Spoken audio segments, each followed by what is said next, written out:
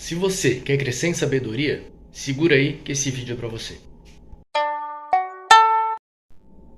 Olá, que bom ter você por aqui, tudo bom? Paz do Senhor. Eu sou Dario Silva, professor de Escola Bíblica Dominical na Assembleia de Deus na qual eu congrego, e nesse vídeo nós vamos fazer uma análise do Salmo 1 e aprender dele 5 conselhos de sabedoria para aplicar na nossa vida. Combinado isso? Vamos ao vídeo. Vamos lá, a gente vai começar lendo o Salmo. Primeiramente, ele é um salmo curto, ele só tem 6 versículos. Então, se a gente vai pegar 5 conselhos de sabedoria de um salmo de 6 versículos, já percebe-se que tem muita informação nesse salmo. Vamos à leitura. O título do salmo, na minha Bíblia, é Os Justos e os Ímpios. Bem-aventurado o homem que não anda no conselho dos ímpios, não se detém no caminho dos pecadores, nem se assenta na roda dos escarnecedores. Antes, o seu prazer está na lei do Senhor, e na sua lei medita de dia e de noite. Ele é como árvore plantada junto à corrente de águas, que no devido tempo dá o seu fruto, e cuja folhagem não murcha, e tudo quanto ele faz será bem-sucedido. Os ímpios não são assim. São, porém, como a palha que o vento dispersa. Por isso, os perversos não prevalecerão no juízo, nem os pecadores na congregação dos justos.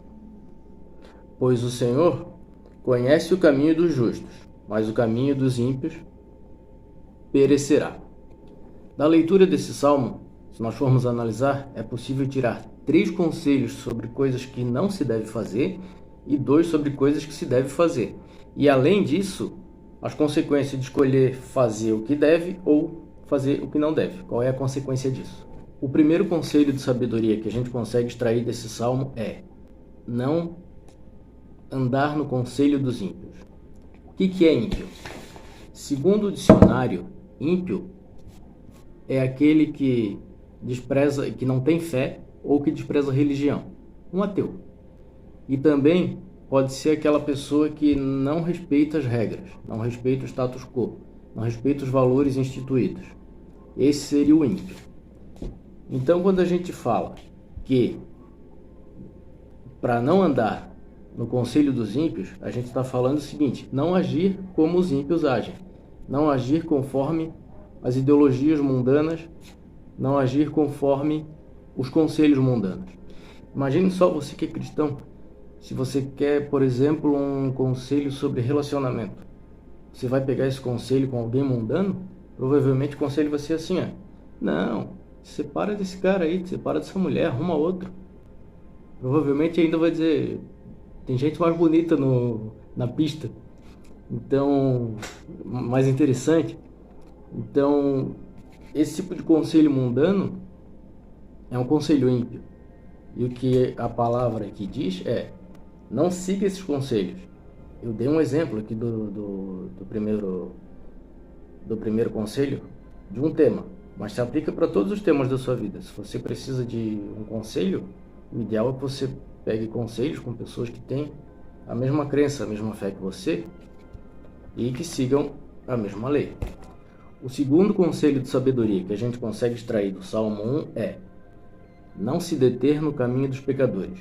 Na tradução NVI da Bíblia, Nova Versão Internacional, esse não se deter no caminho está como não imitar os pecadores. Então já fica autoexplicativo. É não imitar a conduta dos pecadores.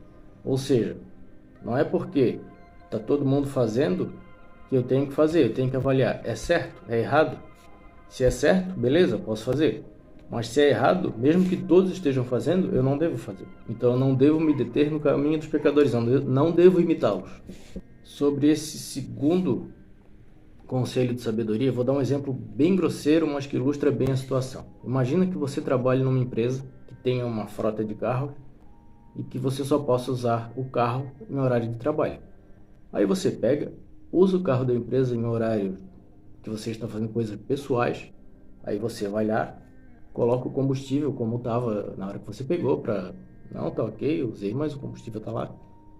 E aí você diz assim, você sabe que é errado, porque a regra é de que você não pode.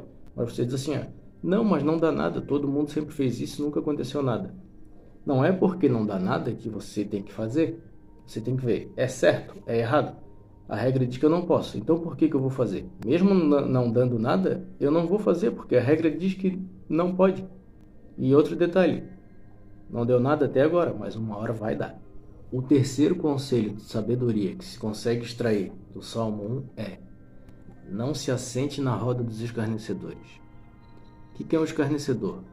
É aquela pessoa que fica zombando, que fica menosprezando, que fica diminuindo os outros, que sempre escolhe um alvo, pessoa ou um grupo de pessoas, né?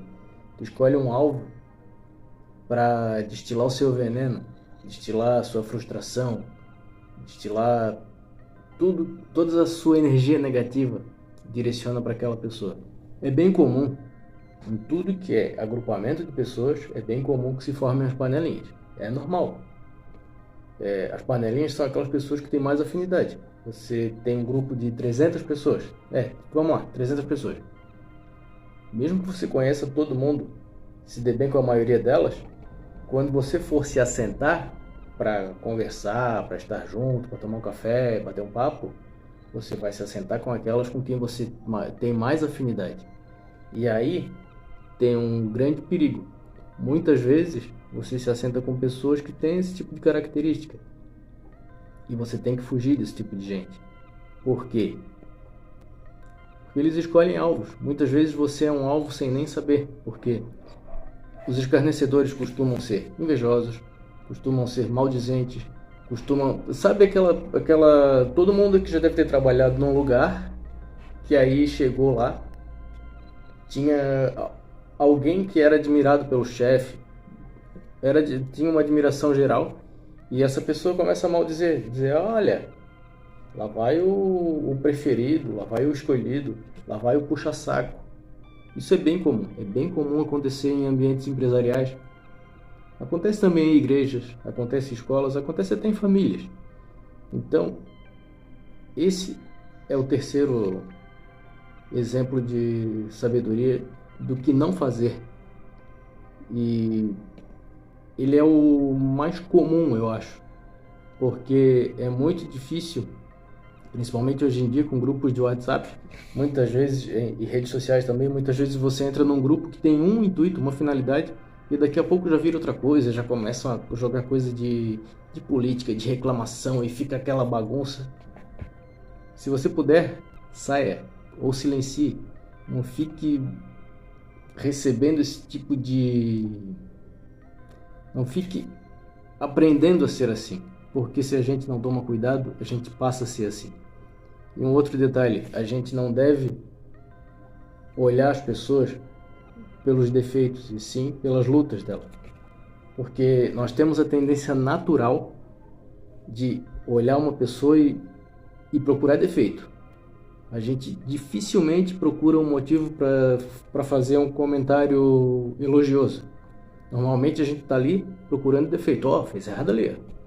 Tá vendo ali? A calça tá torta. A pessoa vem com o cabelo todo bonito, toda certinha. Aí tu olha assim: olha lá o sapato, tá vendo? Tá mal amarrado.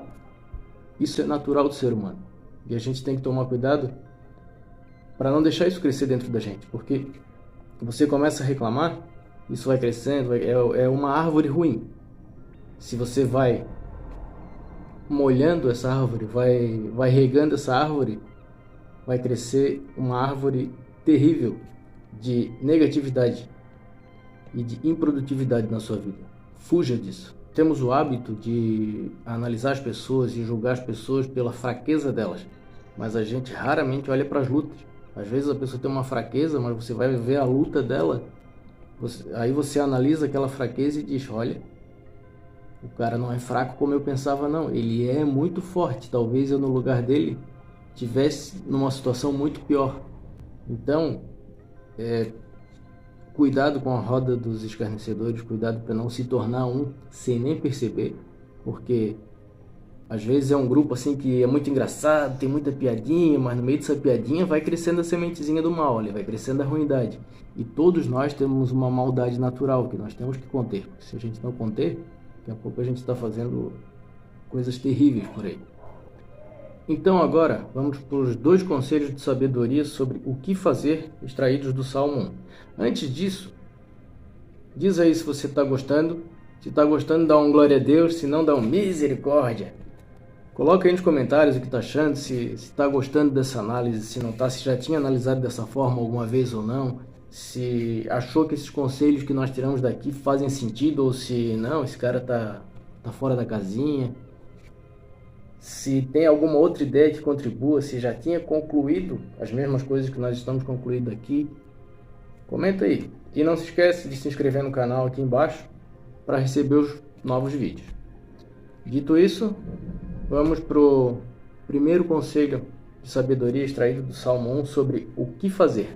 E esse primeiro conselho sobre o que fazer é o seguinte: encontrar prazer na lei do Senhor. Vamos pegar aqui a gente está falando, esse conselho seria um contexto espiritual, um contexto cristão, um contexto de igreja, ministerial. Mas vamos pegar um exemplo aqui da vida prática. Encontrar prazer na lei do Senhor. Imagina que você trabalha numa empresa. Nessa empresa, quem é o Senhor? O Senhor com S minúsculo nesse caso. Quem é que manda lá? Quem é que define as regras? Quem é que consegue mudar o teu destino lá dentro? É o proprietário da empresa. Então, encontre prazer na regra que foi criada lá dentro, na regra que o senhor daquela empresa, o dono daquela empresa criou, e você vai ter sucesso, você vai se dar bem. E ele vai olhar assim: essa pessoa realmente faz tudo como eu espero, faz tudo como tem que ser. E no contexto espiritual é o seguinte: é você pegar essa palavra aqui, a palavra viva da Bíblia, e realmente sentir prazer nela, sentir prazer em estudá-la. Quando você estuda essa palavra, você adquire sabedoria. Quando você estuda uma regra de um local onde você trabalha, você adquire sabedoria sobre aquele assunto. É receita de sucesso. O segundo conselho de sabedoria que se extrai do Salmo 1 é meditar na lei dia e noite. Se você sente prazer na lei, como diz no conselho 1, é muito fácil você meditar, porque à medida que você sente prazer em algo, você começa a refletir sobre aquilo. E essa meditação aqui é justamente a reflexão sobre algo.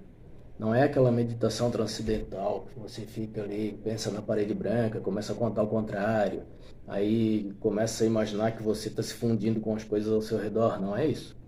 É uma meditação, você procurar na letra aqui, o que ele quer dizer, qual a lição tirar daquilo. É basicamente isso que a gente está fazendo, é procurar lições práticas para você aplicar na sua vida.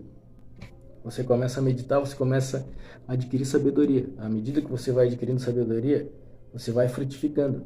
Espiritualmente você começa a quebrantar o seu coração, você começa a se tornar uma pessoa mais justa, mais correta, mais solidária. Você começa a entender melhor a Deus, começa a ser mais visitado pelo Espírito Santo. E na vida prática, você começa a ser notado. As pessoas percebem: esse camarada aí entende o que está falando.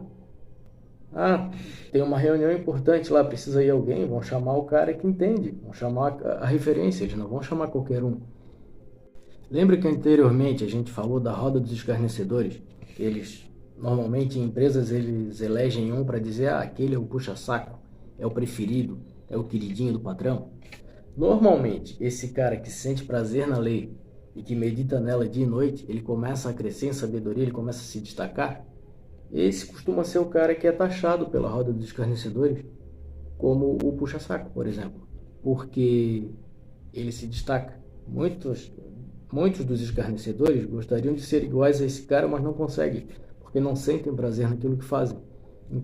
E por fim, o Salmo conclui mostrando o caminho de quem faz o que deve e quem faz o que não deve.